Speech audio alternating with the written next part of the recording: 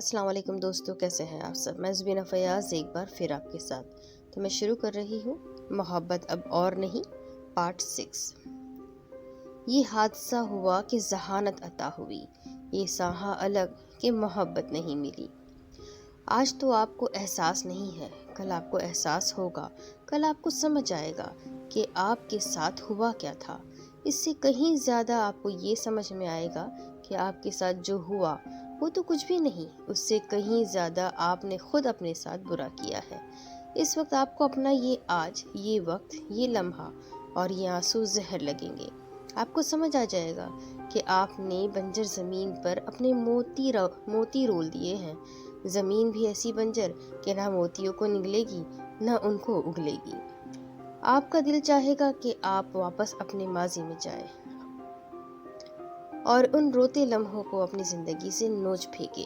تب آپ واپس پیچھے نہیں آ سکیں گے، ان لمحوں کو نوچ نہیں سکیں گے۔ پھر آپ کو اپنی اس بے بسی پہ رونا آئے گا۔ یوں زندگی کے 8 دنوں میں سے پہلے 2 دن غلطی کرنے میں، دوسرے 2 دن اس غلطی پہ رونے میں، اور اگلے 2 دن اس رونے پہ روتے ہوئے گزر جائیں گے۔ آپ ابھی کہہ رہی ہیں کہ وہ مجھے مل جاتا تو خدا کی خدائی میں بھلا کیا فرق آ جاتا۔ کل جب آپ کی آنکھوں سے اس نام نہاد رسوا کر دینے والی محبت کی پٹی اترے گی تو آپ خود کہیں گی، وہ میری دعا کی دھڑکنوں کو نہ سمجھ سکا، میری دعا کے عین سے میرے لیے ایک ڈھیلے کی عزت نہ تلاش کر سکا، اسے میری دعا کے الف سے اعتبار کی کوئی ایک ہری شاخ نہ مل سکی، اور میں اس پر اپنی دعائیں ضائع کرتی رہی، میں اس پر اپنی مناجات لٹاتی رہی، میں اس پر تہجد کی آہ و فغاں وارتی رہی۔ میں پاگل تھی، میں واقعی پاگل تھی۔ اسے نظر اٹھا کر سامنے دیکھا۔ 15 سے 18 سال کی نوعمر لڑکیاں اپنے خوبصورت چہروں پر پریشانی سجائے اس کو دیکھ رہی تھی۔ کتنی تھی جن کے چہرے پر اس ڈر کی دبیز تہ بیٹھی تھی، جیسے ان کا کوئی راز افشا ہو گیا ہو۔ یہ بولنے والی انہی کی کہانی دہرا رہی تھی، ان سب کی وہی ایک کہانی جس میں کرداروں کے نام مختلف تھے لیکن فطرت ازل سے مقرر تھی۔ کوئی نہیں جانتا تھا کہ ان کو آئینہ دکھانے والی روسٹرم کے پیچھے اپنی بائیں ہاتھ کو مٹھی کی شکل دے کر اپنی ذاتی بے چینی اور بے بسی پر قابو پا رہی تھی۔ وہ دوبارہ گویا ہوئی۔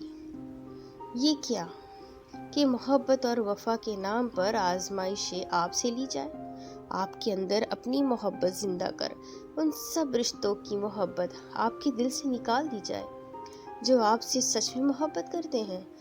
جب آپ اندھوں کی طرح اس نئی محبت کی تقلید کرنے لگی تو یہ انہی محبتوں کے مجسموں کے سامنے آپ کو باغی بنا کر کھڑا کر دے جن سے آپ نے محبت کے معنی سیکھے تھے۔ بھلا یہ کہاں کی محبت ہے؟ یہ کیسی محبت ہے؟ محبت تو قربانی سکھاتی ہے، سر جھکانا بتاتی ہے۔ یہ کیسی محبت ہے جو پہلے آپ کو بے مول کرتی ہے، پھر آپ سے ثبوت مانگتی ہے، آپ سے کہتی ہے کہ واقعی میری ہو تو یہ کر کے دکھاؤ، اور آپ اندھوں کی طرح بستر سے اٹھ کر جادوئی انگلیوں پر ناچنے تھرکنے لگ جاتی ہیں۔ یہ محبت تو نہ ہوئی، یہ تو فریب ہوا، یہ تو دھوکہ ہوا۔ محبت کو کبھی بھی ثبوت کی ضرورت نہیں پڑتی، محبت آپ ثابت ہوتی ہے۔ اس نے اپنے تھوک کو نگلا۔ لفظ محبت محبت کہتے اس کے حلق سے لے کر دل تک کتنے آبلے پڑتے تھے اور کیسا ناسور درد چھڑ جاتا تھا، یہ صرف وہی جانتی تھی۔ یہاں اسے ہمت نہیں ہارنی تھی، وہ ہمت ہارنے کے لیے کھڑی نہیں ہوئی تھی، وہ ہمت دینے کے لیے کھڑی ہوئی تھی۔ یہ زندگی آپ کو کسی انسان نے نہیں دی جس کے لیے آپ اس زندگی کو ضائع کر دیں۔ یہ زندگی اللہ نے دی ہے۔ اللہ سے ڈر نہیں لگتا آپ کو؟ اس کی دی ہوئی زندگی کسی انسان کے لیے کیسے ضائع کر سکتے ہیں آپ؟ اللہ نے اپنی عبادات اپنی محبت کے لیے ہمیں تخلیق کیا ہے، لیکن ہم اپنے جیسے کاٹ کے الوؤں کے پیچھے پڑ جاتے ہیں۔ دنیا سامنے رہ جاتی ہے اور دین کہیں پیچھے چلا جاتا ہے۔ ہماری سیڑھیاں ہی عجیب ہے، ابھی چڑھنا شروع نہیں کرتے کہ سیڑھیاں خود اتارنا شروع کر دیتی ہے۔ پاگل لڑکی جسے تم محبت سمجھتی ہو، وہ سانپ سیڑھی کا کھیل ہے۔ जैसे ही जीतने का यकीन होता है, हमारे सर से आसमान छीन लिया जाता है।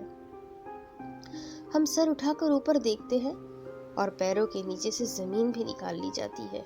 हम फिर कहाँ रह जाते हैं? वहीं फिजा में मौलिक। लेकिन फिजा में मौलिक रहकर अगर मैं कहूँ कि अब मैं मर जाऊं, तो ये गलती नहीं, बहुत बड़ी गलती है। मैं मोहब्बत और वफा के नाम पर कुर्बानियाँ देने वाली, अपने आप को बदलने वाली इतनी अर्जा, इतनी आम हूँ कि बस अब मर जाऊं। मैं क्यों मरूं? इस मरने की ख्वाहिश से निकल कर देखें। वो जो आपके पाँव के नीचे से ज़मीन निकालते हैं, उनके गिरबान पकड़े। दुनिया के सामने अपने सर का आसमान छीनने वाले को ललकार कर कहे कि मोहब्बत के मुजरिम तुम हो, तुम मर्द। मैं क्यों मरूं? तुम मरो। भला मैं ही क्यों मरूं? वो क्यों ना मरे जिसने मेरे लिए मोहब्बत की मीम को मातम, हा को हज़न, बा को बेबसी और ता को तहमत बना दिया। ये मातम है कि हर वक्त जारी रहता है। ये हुज़न है जो मुझे तोड़ता जाता है। ये बेबसी है जो मुझे जीने नहीं देती और मरने भी नहीं देती। ये तहमत है जो कालिक की तरह मेरे माथे पर एक बेवफा से वफा निभाने के जुर्म में थोप दी गई है। मैं क्यों मरूं? वो बेवफा है तो वो मरे। मोहब्बत की तारीफ बदलने वाला वो है तो सूली पर भी उसको चढ़ना होगा। मैं जो भी हूँ इतनी अर्जा नहीं कि एक इंसान के लिए रोल दी जाऊं। वो इंसान जो कि मेरा मुजरिम है, मेरा महरम भी नहीं है। उसने अपने हाथ को सख्ती से भींचा था। उसकी आवाज़ में बिल्कुल भी लड़खड़ाहट नहीं थी।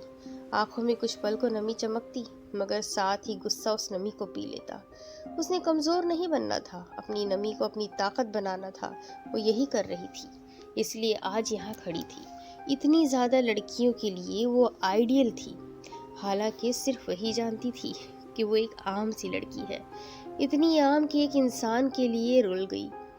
वो इंसान जो उसका महरम भी नहीं था, उसकी दुनिया सामने रह गई और दीन कहीं पीछे। वो लड़की है ना, इसीलिए जानती है कि हर आम सी लड़की में बहुत ख़ास लड़की छुपी होती है और हर ख़ास लड़की में कोई न कोई आम सी लड़की दुबकी बैठी होती है। आगे खड़ी दुनिया के सामने उसने सर उठाकर जीना था, इसलिए आम सी लड़की को अपने अंदर कहीं दबका ही रहने दिया और दुनिया ने हमेशा उसे ऐसे देखा जैसे किसी ख़ास लड़की को देखते हैं। अपनी बात मुकम्मल करके जब वो स्टेज से उतरी तो इन बिखरी हुई लड़कियों ने इस निखरी हुई लड़की के लिए खड़े होकर तालियां बजाई। जिसको जितनी शदीद ठोकर लगती है वो इतना ही ज़्यादा निखरता है। हॉल के दरवाजे पर पहुंचते ही उसकी आंख से नमकीन कतरा निकला, जिससे उसने सबकी नज़रों से बचाकर फौरन शहादत की उंगली से फिजा में उछाल दिया। उल्टे हाथों से बालों में टिके चश्मे को आंखों पर लगाया। हसीन मुस्कुराहट के साथ वो दुनिया को ऐसी ही नज़र आ रही थी जैसा वो दिखाना चाहती थी। एक बहुत खुशकिस्मत, एक बहुत ख़ास लड़की। सायके एक तो मेरे इस घर को जलाने आ गए, लोग बचा कुचा ये सामान उठाने आ गए। शब रोज़ यूं ही गुजरने लगे थे और जो ही घड़ी की सुइयां 8 बजाती फ़ोन बजने लगता।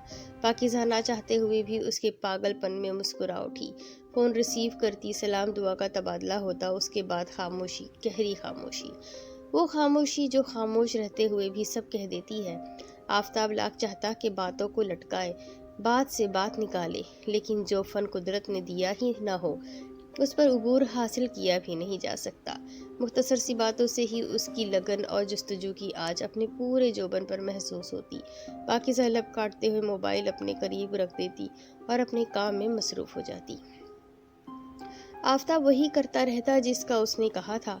पाकिज़ा की मौजूदगी को महसूस करते वक्त बीत जाता। इन दोनों के दरमियान ताल्लुक़ खामोशी से खामोशी तक का था, लेकिन जितनी परवाह आफताब जाहिर करता उतनी पाकिज़ा के लिए कभी किसी ने नहीं की थी। इस परवाह और फिक्र ने पाकिज़ा को खुद से मोहब्बत करना सिखा दिया था। आफताब कई बार इसरार करता कि बात करो, कोई बात करो, लेकिन पाकिज़ा की अज़ली एहतियात पसंदी आड़े आ जाती। सलाम दुआ से आगे वो बात ही ना करती। आफताब कुछ पूछ लेता तो जवाब दे देती, लेकिन जवाब भी ऐसा होता कि बात वहीं ख़त्म हो जाती। ये वो दौर था कि मोबाइल पिक्चर्स अभी रेवड़ियों के तरह बटना शुरू नहीं हुए थे, रेवड़ियों की तरह बटना शुरू नहीं हुए थे, फिर भी रोज़ाना 1 घंटे की कॉल। पाकिज़ा को हैरत होती कि आफताब रोज़ाना इतने पैसे कैसे ज़ाया करता है। 100 रुपए का कार्ड लोड करो और 60 मिनट की कॉल करो, जिसमें किसी खुशकिस्मत दिन 10 मिनट पाकिज़ा उससे बात करती, फिर खामोशी राज करती। 2 महीने खामोशी अपना खेल खेलती रही। 2 महीने में एक भी दिन ऐसा नहीं आया कि 8:05 पर या 7:55 पर कॉल आती। पूरे 8 बजे ही फ़ोन बजा करता। जब कोई चीज़ आपको मुसलसल मिलने लगे तो आपको उस चीज़ की आदत हो जाती है, और आदत ज़रूरत से ज़्यादा खतरनाक होती है। रात का पंछी अपने पर फैलाकर रोशनी को अपने पंजों में दबोच चुका था। पाकिज़ा मोबाइल अपने पास रखे केमिस्ट्री की किताब पर अपनी तवज्जो मरकूज़ किए नाकाम कोशिश कर रही थी। सर उठाकर दीवार पर लगे घड़ियाल को देखा तो सर नीचे झुका लिया। अभी 8 बजने में 5 मिनट रहते थे। कुछ देर बाद दोबारा घड़ियाल की तरफ नज़र की तो मालूम हुआ 8 बजने में 2 मिनट रहते हैं। जब इंतज़ार किया जाए तो वक्त तवील हो जाता है, एक एक लम्हा रेंगने लग जाता है।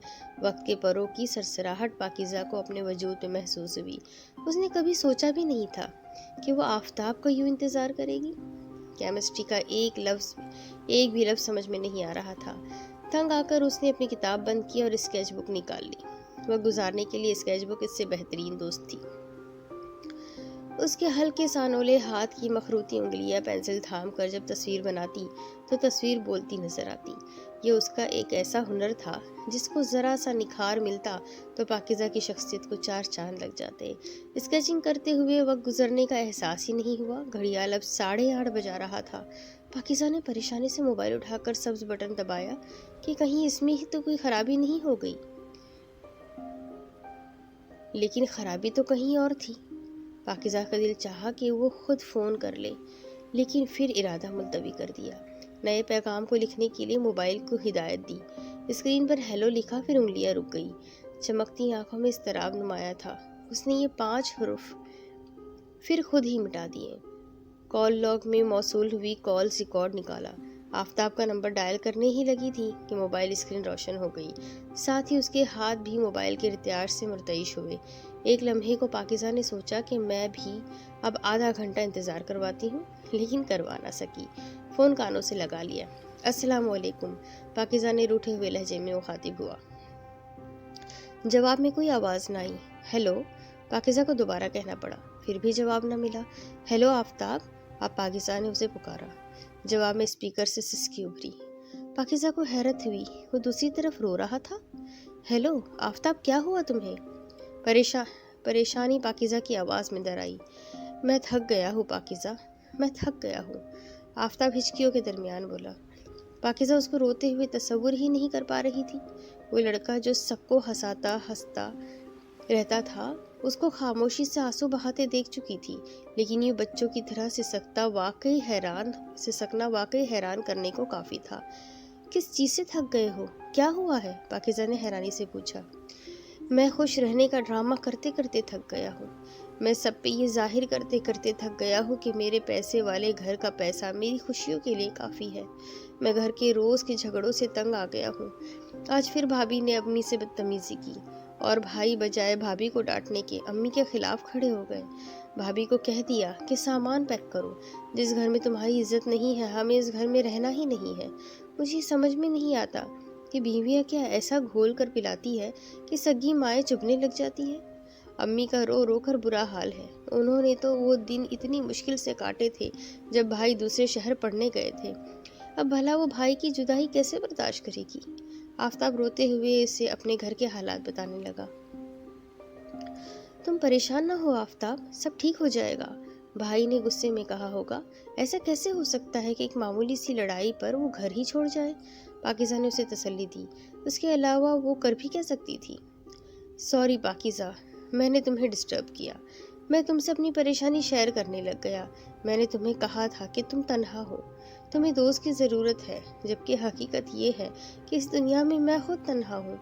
मैं अकेला हूँ। मुझे किसी ऐसे की ज़रूरत है जिसके सामने मैं रो सकूँ, अपना गम बांट कर, जिसके साथ اپنا غم جس کے ساتھ میں بانٹ سکوں۔ اس کی آواز میں آنسوؤں کی نمی شامل تھی۔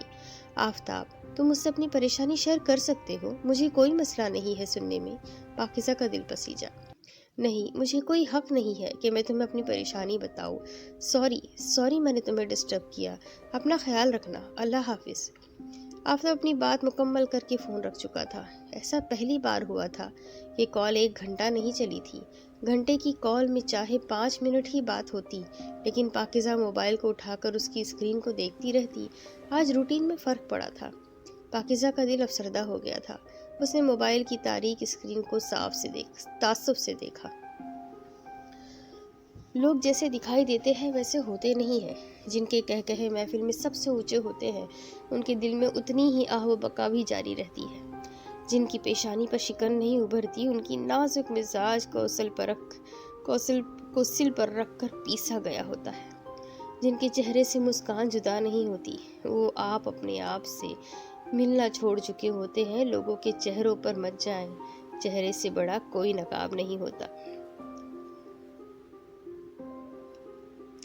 عالم قضا میں ایک شور جو بپاسا ہے، مجھ کو اپنے ہونے کا یار واہ ماسا ہے۔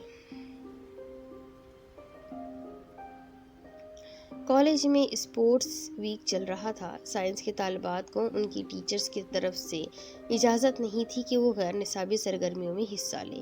ان کے خیال میں غیر نصابی سرگرمیوں میں حصہ لینے والی طالبات نصابی سرگرمیوں میں بہتر صلاحیتوں کی مظاہرہ نہیں کر سکتی۔ اس کی نسبت بزم ادب اور فنون لطیفہ کے انچارج ڈھونڈ کر سائنس کے طالبات کو حصہ دلوا رہی تھی۔ ان کے مطابق سائنس کی طالبات کی ذہنی استعداد باقی بچیوں کی نسبت بہتر ہوتی ہے، لہٰذا ان کو حصہ دلوا کر نہ صرف طالبات کی تخلیقی صلاحیتوں کو سامنے لایا جا سکتا ہے، بلکہ کالج کا نام بھی روشن کیا جا سکتا ہے۔ پورے کالج میں واحد کیمیا جیسے خشک مضمون کی ٹیچر میم کنیز ایسی تھی کہ سائنسی مضامین پڑھنے والے طالبات کو ہم نصابی سرگرمیوں میں حصہ لینے کا مشورہ دے رہی تھی۔ پاکستان کی بہترین یونیورسٹی کو گولڈ میڈلسٹ ہونے کے ساتھ ساتھ ان کے پاس اور بھی بہت سے سرٹیفکیٹس تھے جو ان کی صلاحیتوں کا ثبوت تھے۔ ان سبھی سرگرمیوں سے میم کنیز کی شخصیت میں بھی ایک مخصوص رکھ رکھاؤ اور طلسم پیدا ہو گیا تھا جو طالبات کو ان کا گرویدہ کیے جا رہا تھا۔ پاکیزہ، آپ کس سرگرمی میں حصہ لے رہی ہیں؟ انہوں نے اپنی ہونہار طالبہ کی دلچسپی جاننا چاہی۔ میم، کچھ سوچا نہیں، پڑھائی کے علاوہ اور کسی سرگرمی میں حصہ لینے کا شوق تو ہے، لیکن اپنی کیپیسٹی کا اندازہ نہیں ہے۔ کچھ لوگوں سے صرف سچ بولنے کا دل کرتا ہے۔ پاکیزہ نے ان سے صرف سچ ہی کہا تھا۔ جن لوگوں سے سچ بولنے کا دل کرتا ہے وہ بھی ہمیشہ سچا مشورہ ہی دیتے ہیں۔ جیسی آپ کی نیت ہوتی ہے ویسا آپ کو پھل مل جاتا ہے۔ کچھ توقف کے بعد میم کنیز گویا ہوئی۔ جہاں تک میرا خیال ہے آپ کی ڈرائنگ بہت خوبصورت ہے۔ آپ کی ڈائیگرامز اپنی موجودگی کا احساس خود دلاتی ہے۔ آپ فائن آرٹس کے ٹیچر سے پتہ کرو، کوئی مصوری کا مقابلہ ہے تو آپ ضرور حصہ لو۔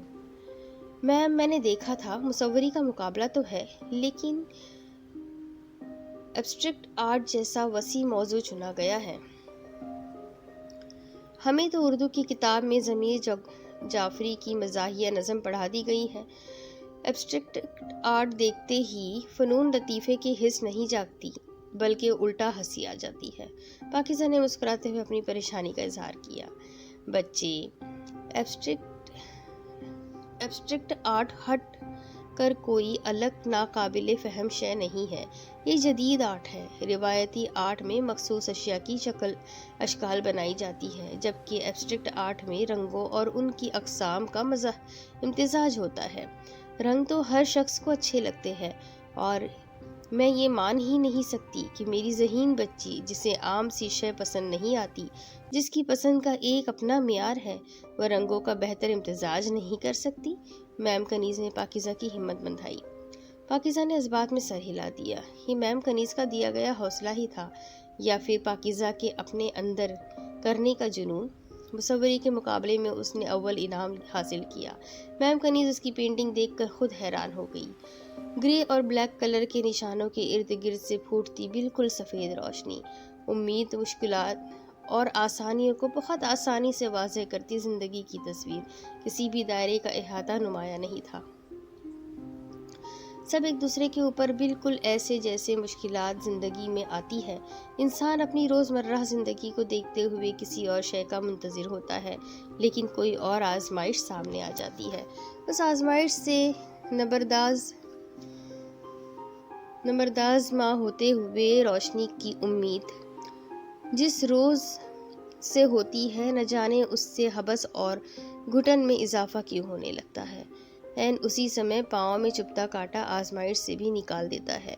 حیرت ہوتی ہے کہ ایک کانٹا کیسے آزمائش سے نکال سکتا ہے، لیکن حقیقت یہی ہے کہ زندگی اتنی ہی ناقابل بیان ہے، اتنی ہی متحیر کر دینے والی کہ اس کے ہر داؤ سے کمر اکھاڑے سے جا لگتی ہے۔ اس وقت اوپر آسمان نظر آتا ہے، نہ نیچے زمین دکھائی دیتی ہے، اور یاد صرف اللہ آتا ہے، صرف اللہ۔ اندھی آنکھوں پہ تم نے اچھا کیا ہاتھ رکھ کے جو روشنی دے دی۔ پاکیزہ، تم نے ٹھیک کہا تھا، بھائی گھر چھوڑ کر نہیں گئے۔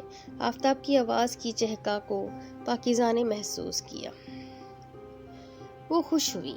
روز بات کرتے کرتے اس کا مزاج بھی پاکیزہ کے مزاج پر اثر ڈالا کرتا تھا۔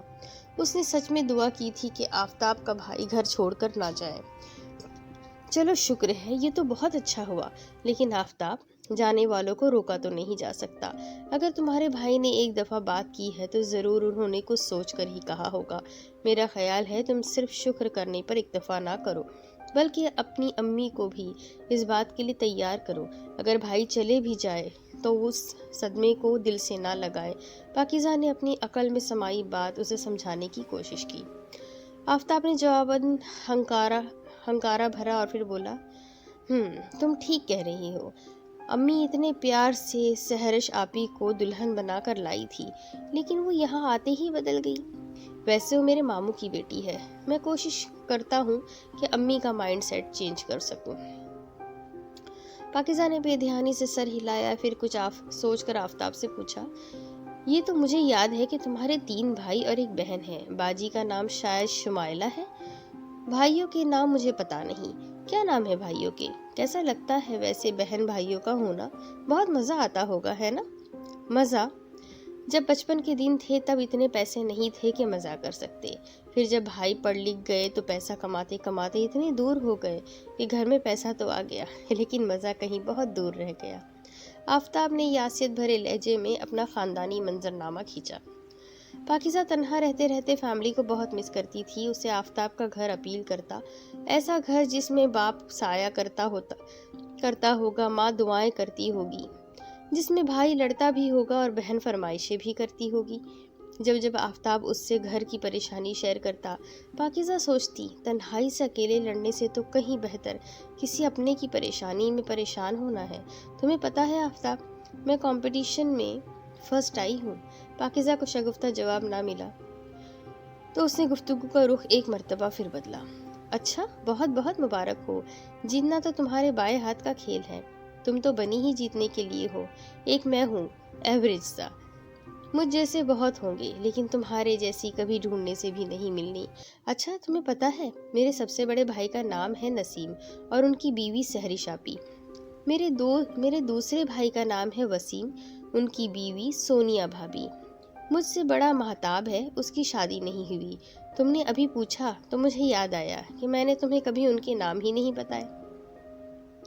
آفتاب نے اپنے بھائی بھابھیوں کے نام خفیف سی ہنسی کے ساتھ بتائے۔ اچھا چلو، آج بہت باتیں ہو گئی، اب فون رکھو۔ پاکیزہ کو فوراً احساس ہوا کہ وہ بغیر کسی پلاننگ کے کافی دیر بات کر چکی ہے۔ کہاں بہت دیر بات ہوئی ہے، ابھی صرف 25 منٹ گزرے ہیں۔ تمہیں بات نہیں کرنی تو بس فون سائیڈ پہ رکھ دو، کاٹنا مت۔ آفتاب کی آواز میں وہی ضد تھی۔ تم واقعی پاگل ہو، روز کا دیا جانے والا لقب ایک بار پھر دہرا دیا گیا۔ ہاں ہوں پاگل، تمہارے لیے، اعتراف کیا گیا۔ پاکیزہ نے اللہ حافظ کہہ کر فون اپنے پاس رکھ دیا۔ کال چل رہی تھی اور مسکراہٹ پاکیزہ کے لبوں پر چٹکتی ہوئی کلی کی طرح خوشبو بکھیر رہی تھی۔ تسکین نے کھڑکی کے اوک کھلے پٹ سے پاکیزہ کو دیکھا اور اپنی نظریں اپنے ناخنوں پر لگی क्यूटिक्स पे मरकूज कर ली। पिछले कुछ दिनों से वो सजी सजी रहने लगी थी। सीली हवा छू गई, सीला बदन छल गया, सीली नदी के परे गीला सा चांद खिल गया। साल अव्वल के इम्तिहानात करीब आ रहे थे। हम निसाबी सरगर्मियाँ कम होने की बजाय जोर पकड़ती जा रही थी। मुल्क के सदर और वज़ीर आज़म क्या तब्दील हुए, फ़नून लतीफ़ा की अहमियत ही बदल गई। नए वज़ीर आज़म की बेगम शायरा और सदर की बेगम नावल निगार थी। सो एक बरकी रो तमाम तालीमी इदारों में दौड़ गई। टीचर्स ने सर थाम रखे थे। क्या ख्याल है आपका कि किस को भेजा जाए? मैम आरजू ने मैम तकवीम की राय जाननी चाहिए। ऐसी बच्ची हो जिसकी पढ़ाई का हर्ज भी ना हो। मैम तकवीम ने भी पुरसोच अंदाज में कहा। ऐसी अफलातून बच्ची कहाँ से लाई जाए? एक तरफ अच्छा रिजल्ट देने का भी दबाव है और दूसरी तरफ हम निसाबी सरगर्मियों में भी बच्चों को भिजवाने पर जोर है। मैम आरजू ने अपनी फिक्र का इजहार किया। अगर कोई तकरीर के लिए बच्ची तैयार करनी हो तो मुश्किल नहीं है। आज के दौर में मीडिया ने बच्चों के दिमाग कंप्यूटर कर दिए हैं और ज़बानें कैंचियाँ। अब उन्हें मुसव्वरा बच्ची चाहिए जो किसी भी थीम पर ऐसे ही सपाट काम कर सके, तख्लीकी सलाहियतों से माला माल हो। मैम तकवीम ने भी तंग आए लहजे में परेशानी का इजहार किया। अब बंदा क्या करे? मैं तो कहती हूँ साफ इनकार कर देते हैं कि मुतालिका रिक्वायरमेंट पे पूरी उतरने वाली कोई स्टूडेंट नहीं है। मैम तकवीम ने चुटकी बजाते हुए मसले का हल निकाला।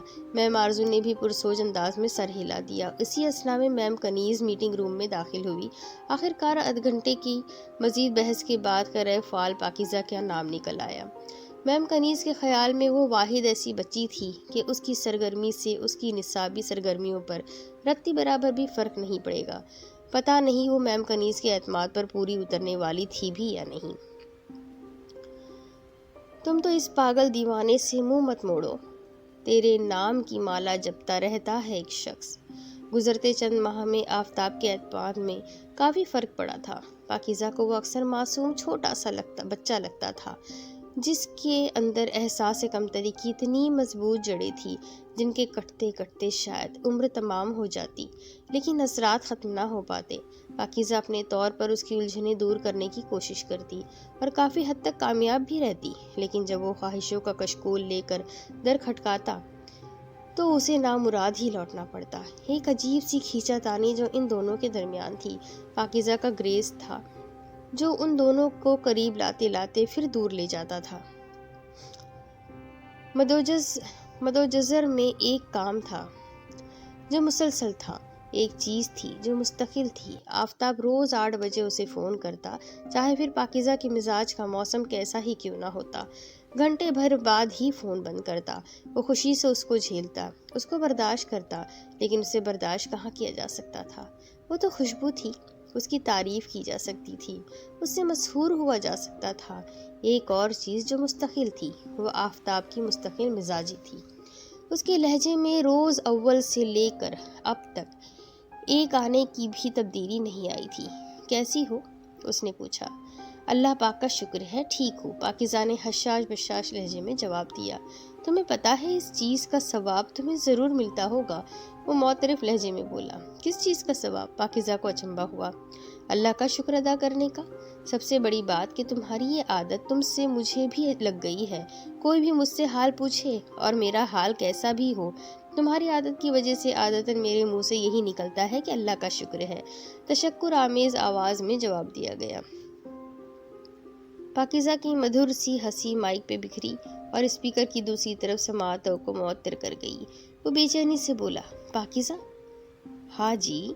आफताब के लहजे में कुछ तो था जो पाकिज़ा के लहजे की झिझक बन बैठा। कितना अरसा हो गया है मैंने तुम्हें नहीं देखा। अब आवाज़ में प्यास सी महसूस हुई। तो क्या हुआ? मैंने भी तो तुम्हें नहीं देखा। पाकिज़ा के लहजे में बेहसी घुल गई।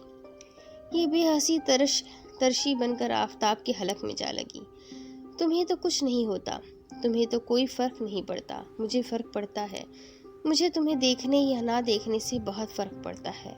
मैं कितनी दफ़ा तुम्हारे घर के बाहर से गुजरा हूँ, लेकिन इस ख्याल से नहीं बताया कि तुम खफा ना हो जाओ। तुम्हारे कॉलेज के बाहर भी आ सकता था, लेकिन नहीं, تم تو مجھے قتل ہی کر دیتی۔ مجھے آج یہ اعتراف کرنے دو کہ تم عام لڑکیوں جیسی نہیں ہو۔ تمہیں امپریس نہیں کیا جا سکتا، تمہیں صرف اور صرف اون کیا جا سکتا ہے۔ یہ تمہاری ثابت قدمی ہی ہے جو مجھے متنزل نہیں ہونے دیتی۔ میں تمہارا شکر گزار ہوں، میرا کردار جو بھی ہے تمہاری وجہ سے ہے۔ اس کی آواز نم ہو گئی تھی۔ پاکیزہ کو چند لمحوں کے لیے اپنے اوپر فخر محسوس ہوا، پھر وہ اپنے سامنے پڑی نوٹ بک کو ناخن سے کریدتے ہوئے بولی، تم بتاؤ تمہاری طبیعت کیسی ہے؟ او ہو، آج دن میں چاند تو نہیں نکل آیا تھا۔ یہ معجزہ کیسے ہوا کہ آپ کو بھی میری طبیعت پوچھنے کا خیال آ گیا؟ وہ شرارتی ہوا۔ اگر تم ایسے مسخرے بازی کرو گے تو یہ خیال آخری دفعہ پوچھا جائے گا، اس نے نروٹھے لہجے میں دھمکایا۔ سوری، طبیعت ٹھیک ہے لیکن ٹھیک نہیں ہے لیکن ٹھیک ہو جائے گی اگر ان ترسی ہوئی آنکھوں کو آپ کی ایک جھلک نصیب ہو جائے، فرمائش کی گئی۔ دن میں کون سی گھٹیا فلم دیکھی تھی جس کے اثرات ابھی تک نہیں گئے؟ پاکیزہ نے ہنستے ہوئے ڈالا۔ میں سنجیدہ ہوں، پھر اصرار کیا گیا۔ یہ کون سی فلم ہے؟ وہ مسلسل شرارت کرنے کے موڈ میں تھی۔ پاکیزہ، پھر سے پیاسی آواز کی بازگشت اس کی سماعتوں کی نظر ہوئی۔ اس پر جیسے کوئی فسوس طاری تھا۔ جی، وہ بس اتنا ہی کہہ سکی۔ میں تمہیں واقعی دیکھنا چاہتا ہوں، بس ایک نظر، فرمائش دہرائی گئی۔ کیسے ممکن ہے؟ پاکیزہ نے جیسے ہتھیار پھینک دیے۔ جیسے تم چاہو۔ آفتاب پہلے سے ہی سر جھکائے کھڑا تھا۔ کالج کے باہر تو ناممکن ہے، میں نہیں چاہتی میرے اوپر انگلیاں اٹھے۔ اگر تقدیر میں ایک دوسرے کو دیکھنا لکھا ہوا تو یوں ہی راہ چلتے مل جائیں گے۔ پاکیزہ نے خاموشی سے قدم پیچھے کیے۔ ایک وقت اور ایک راستہ ہے جب کوئی بھی نہیں دیکھے گا۔ صبح فجر کی اذانوں کے وقت میں تمہارے گھر کے سامنے آ جاؤں گا، تم کھڑکی میں آ جانا۔ آفتاب کئی قدم آگے بڑھا چکا تھا۔ پاگل ہو، سردیاں ہیں، صبح اتنا اندھیرا ہوتا ہے، تم آؤ گے کیسے؟ پاکیزہ پریشان۔ آنا میرا مسئلہ ہے، پلیز تم مان جاؤ، وہ قطعیت سے بولا۔ اگر میں مان بھی گئی تو؟ ابھی بات آدھی اس کے منہ میں ہی تھی کہ وہ پھر سے بولا، بس پھر میں آؤں گا۔ تھوڑی دیر خاموشی رہی۔ پاکیزہ، ایک کام کرو گی؟ آفتاب نے پھر پوچھا۔ کیا؟ وہ سوچ چکی تھی کہ مزید کوئی فرمائش کی گئی تو ساری لگامیں کھینچ ڈالے گی۔ وہ آج رات موبائل اپنے پاس رکھنا تاکہ میں آؤں تو تم سے رابطہ کر سکوں۔ بے ضرر سی خواہش تھی، لہٰذا وہ مان گئی اور مزید بات کیے بغیر فون سرہانے کے نیچے رکھ دیا۔ کوئی بات کرنی ہے چاند سے، کسی شاخسار کی اوٹ میں، مجھے راستے میں یہیں کہیں کسی کنجے گل میں اتار دو۔ اب اس کے آگے کی سٹوری میں آپ کو اگلی قسط میں سناتی ہوں کہ آگے کیا ہوگا۔ کیا پاکیزہ مان جائے گی؟ کیا پاکیزہ کو دیکھنے کے بعد، اس سے ملنے کے بعد ان کی محبت اور زیادہ بڑھے گی یا کہیں کھو جائے گی؟ یہ جاننے کے لیے میرے ساتھ بنے رہیں، اگلی قسط میں پھر ملیں گے۔ تب تک کے لیے اللہ حافظ۔